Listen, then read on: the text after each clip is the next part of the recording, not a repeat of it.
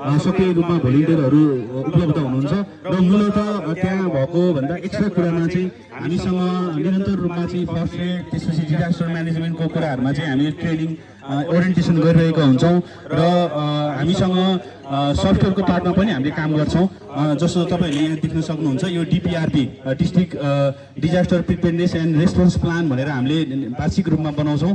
यो चाहिँ जिल्ला विपद व्यवस्थापन समितिको आह्वानमा बनिरहेको छ र यो वर्षको पनि हामीले बनाइकन त्यसलाई एप्रुभल गरिसकेको अवस्था छ। त्यसमा रेड क्रस नुवाकोटको चाहिँ टेक्निकल सपोर्ट रहेको छ र अर्को चाहिँ तपाईँहरूले अहिले हेरिरहनु भएको छ गोब्याकको कुराहरू आएको छ। एकदमै राम्रो कुरा छ त्यो आपतकालीन झोला हामीले घरमा बनाउनु पर्छ भन्ने र यो पनि बनाउनु पर्छ। यो चाहिँ पारिवारिक विपद पूर्व तयारी योजना भन्छ हाउसहोल्ड सेफ्टी प्लान।